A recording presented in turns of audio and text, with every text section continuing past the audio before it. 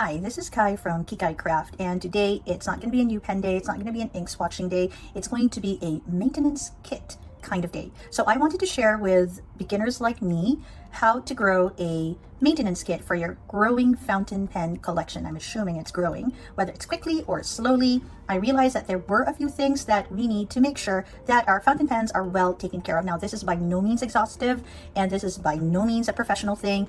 It is really just things that I realized I needed as I took care of my pens. And so I thought that maybe you need that information too, or you would like to know what these things are. And so I'll talk about what they are, what their uses are, and how much they cost. Okay, so at the very beginning of all of this, when I first got my TWSBI and decided to revive my Faber-Castell, I thought I needed to go and get a few of the basics that I watched Goulet Pens share about. That's from Drew, okay? And so the very first thing I got was a nice little jar where I could put in my water and a bulb syringe. Now the bulb syringe cost about $2 for two of these. Okay, and the jar is free because I just got it from, I don't know, one of my kitchen jars, which I think you might also have in one of your kitchen jars. You'll also need kitchen towels, which I got at first, but eventually I moved to just getting a nice little soft cloth.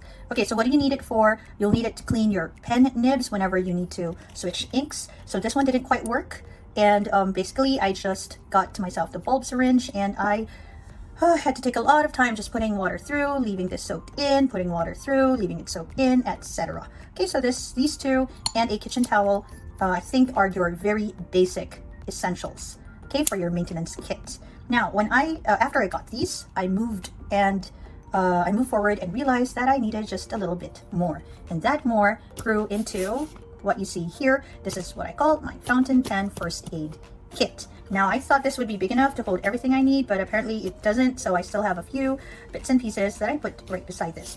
Okay, so this kit is nothing special. I won't even give you the price for this because it's a little pen case that I found somewhere in my cabinet. But if you're interested, this is called the Kipling Dual Box Pen Case. It's actually a pen case. And it's quite old. I don't know what the going price for this is. Okay, so when you open this case up, you will find a place for pens. Okay, and this is where I put some of the things that I can anchor down, some tiny things. So this holds two of the tools that TWSBI gives you whenever you get yourself a TWSBI pen, well, at least whenever you get yourself a 580, I think an Eco, and a VAC, right? And so you have a wrench for your TWSBI, so whenever you want to clean it, you need to turn a few of the gears and all of that. I don't even know what you call that, but if you need to turn a few things, this is a good thing. And silicone grease. Now, silicone grease is supposed to help seal your pen or make it move, make the piston move just a little bit more smoother through the barrel. But I also found out that it is quite good for eyedroppers to sort of seal the ink in, and it was quite good when I got myself this Kaweco Iguana Blue. First time I got this, every time I opened it, it would make this annoying squeaky sound. So what I decided to do was just put the tiniest bit of silicone grease on this part, and when I screwed it back in, no more squeaky sound. Yay! So that's another use for this. So you'll get this when you get yourself a TWSBI of the variants I just mentioned. So I don't know how much it might cost if you need to buy a separate one. Okay, and I got myself some toothpicks. This is free from, takeaways and all of that, or maybe you do have a bunch somewhere. So I use this whenever I need to sort of, maybe when I clean my pens and I see like the tiniest bit of shimmer on the side, not on the feed, okay, just to be clear, but like on the side that I can sort of like pick away at. Okay, but please do that very, very carefully and gently. Okay, then of course I have my blunt needle, and this is very good for my blunt needle syringe, very good for putting in ink into cartridges, but I also thought, and I have used it, very good for like just squirting water through this and into, say, a feed that I thought needed an extra squirt of water. So this bulb syringe costs about $2, so about $2. Okay, so I have quite a number of these in different drawers for my fountain pens. But I make sure I have one in the kit because, when you need something, you can't find it. So I want to just make sure I can find one when I need it. Okay, so now we come to the main compartment. I have a toothbrush. So I got this from some hotel somewhere. I like the color and I kept it. And then I thought, oh, perfect for my maintenance kit. So this, I can't tell you what the price is. I just got this from a hotel as a freebie. Okay, so you can do that too. And this, I honestly don't know how much this costs, but I suppose you have this in your house. I just grabbed it from some drawer. So these are cotton buds that are very useful when you need to dry something, when you need to clean the cap. Very useful indeed. Okay, then I have this. Now the converter is not what's important in this kit, but I just wanted to share with you that one way that I keep ink in converters, if I want to keep them, like this one, because I used to have it here in my Faber-Castell, but since it's pigmented, it would dry up and I had to clean my Faber-Castell many times. So in between use, I keep it and I cap it with some blue tack. So I have some blue tack for this purpose. Okay, but I keep it here because it's ink, so things can happen. So I put it in a little plastic. Okay, the blue tack, I'm not sure also how much that costs because that's just in a drawer I have somewhere. Apparently I have many things in my drawer now that I am starting to go through the kit. Okay, now these were not in a drawer somewhere. This is the Goulet brass sheet, and this is the Goulet grip. Now the brass sheet costs $4, and there are 2 of them, and the grip costs $2. So this is $4 and $2. So when do we use this? When have I used this? As you can see, these have been used. So my fine nib on my Kaweco has been hit with shimmer issues, and so there was one time it wouldn't write at all. So what I did was I took a brass sheet, okay, and I very carefully, let me just take one out for you so you kind of see how it looks. Okay, so they come in 2 sheets, and I very carefully just put it in between. Let me just scoot you a little closer. Okay, put it in between this part. Okay, I mean, there is a video on Goulet pens. I'll link it below. It's so much easier to watch from there, and you sort of just slide it through there. Okay, I won't do it for this one because this one is ink, but I kind of will show you a little bit of how it looks. So you just have to put it there in between the breather hole, I'm sorry, in the breather hole and in between the tines, and sort of slide it through. And what I did was I kept it at the very end for some time. Okay, and that's how I use this. Okay, oh yeah, and when it still wouldn't work, I dismantled the whole thing, and then I tried to clean it using the toothbrush, which I gently use to sort of brush away the shimmer. And then I put this through as well. I might show it to you when I show this. Okay, but I just want to let you know I used it with my fine nib from Kaweco, which I just showed you. Okay, so that's what you use this one for, and I thought it was very handy to have it. And you have your Goulet grip. This is how the Goulet grip looks like. Remember to keep it in the case, or if you have a better case than I do that because it does attract a lot of lint. Okay, so let me just show you how it works. So if you have your pen and you need to remove the nib and you're a bit worried about removing it like I am, you just put the grip over and under, okay, and pull it. Okay, be a little gentle, of course. And then you get everything out. Okay, and just to show you what I did, okay, let me see if I can scoop you just a little more. Okay, so what I did to clean it up was I would put it there. See the breather hole there? So I just put it there and slowly slid through it. Okay, and when it didn't work a few times, I literally kept it there for some time. There, for some time. Okay, so that's how it works. Let me put this back together. Let me scoop you out now. All right, there we go. Okay, so that's my nib kit inside my bigger first aid kit. Okay, now I don't know where to put it. There we go. All right. Okay, just have to be careful with this because they are easily bent, which is why I attached them here so that there's just a bit more security. Okay, what's next? Oh yes, and then, okay, I got myself some magnifying glass. So this is a jeweler's magnifier. Okay, and it has 2, I don't know what you call that. 2 magnifications. One is 60 and one is 60 and one is 30. And the interesting thing about this one is that it has lights. So every time I need to like super peer in to maybe check tines or maybe check for authenticity or stuff like that, I have light to go with that too.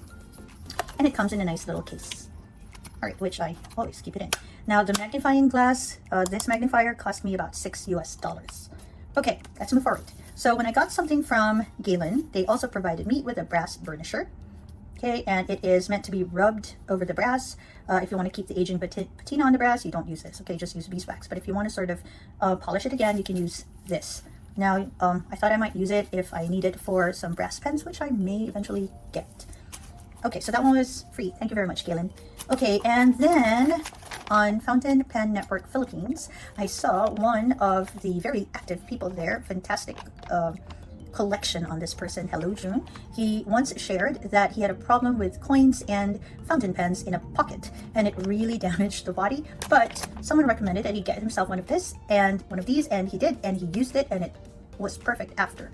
And so I thought I should get one of those, and I was very surprised to find it here in Jakarta, and so I quickly got myself one. As you can see, it's not open. I haven't used it because I have thankfully not needed it at all, and I do want to keep it sealed. And oh, sorry, and this one cost me about $8 US. I think this is the most expensive thing in my kit. Okay, oh no, maybe this is the most expensive thing. Okay, so this is the Mont Blanc. Oh yes, this is the Mont Blanc cleaning cartridge. Okay, and this cost about $12, and it looks like this. Let me see if I can get it out for you. Okay, so this is how it looks.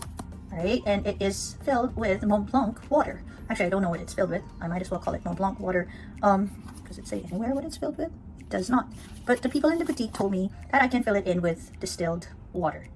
Okay, once I've used it. Now, why do I have it? Because I have myself a Bohem, and the Bohem is not very easy to clean because it has a very different mechanism. And it's, if you want to clean it, it has to go all the way in. And the people in the boutique told me this would be very, very helpful in just inserting it through and cleaning it, cleaning the nib with this. But to be honest, I'm still a little bit scared about doing that because of the issues I heard that the Bohem has with rusting and all that. So I don't really want to do that yet. So maybe I'll just continue using the Midnight Blue on this until the day I die. Okay, I'm gonna move this away. Oh yes, and I thought this would be very helpful for my Platinum pocket pen, which also has a very, very deep space for you to like sort of reach the nib. Okay, but when that time comes, I'm gonna ask Camille of Panacea to help me out. Okay, so this one costs 12 US. Okay, so those are what you can find in my fountain pen first aid kit. Now, so far we are up to about maybe 43 US for all, except for the things that I managed to find in different drawers in my house. Okay, and oops, sorry, that was me, not my cat. And there were a few things that I couldn't fit inside the kit, and so I have them very near my kit. And these are these items, the different cloths and mesh boards, if I could call them that, mesh sheets. So I just have this for ink, so whenever I need to clean the ink off the nib. And then I have this not for ink. It's a softer flannel. This is if I want to sort of polish bodies and stuff like that, and I want to make sure it doesn't have ink, so I use this. It's a baby flannel. Again, I can't give you the price because it's just some old flannel that I found in one of our cabinets. Then I got this. This is a brown bag, but it's the type where the inner part is just a little bit more textured. So this is for your nib. If it feels a little scratchy, I heard that you could use this to sort of draw eights over it, and it might help your nib lose some of whatever grit or whatever that's left on it. Okay, so this is what it's for. I haven't really used this yet, but I want to make sure I have it for when I need it. And finally, I have this. This is the Goulet Micro Mesh. Okay, and this cost $70. Okay, okay, when you open it up, this is what you'll find. This is where you need to draw your figure eights with your nib to sort of help your nib write just a little bit smoother if you need it to do that. Okay, so that's basically what you can find in my fountain pen first aid kit. All in all, it costs about 50 US dollars roughly, without extra shipping costs and all that. Everything just at cost, but that also includes a lot of things that I found around my house, and so if you need to like put it all together with the container and all that, you could go upwards from $50. But if you have a lot of these things at home, just, you know, find them, look for them in your drawers and your cabinets, and I think, like me, you'd be surprised at what you actually have.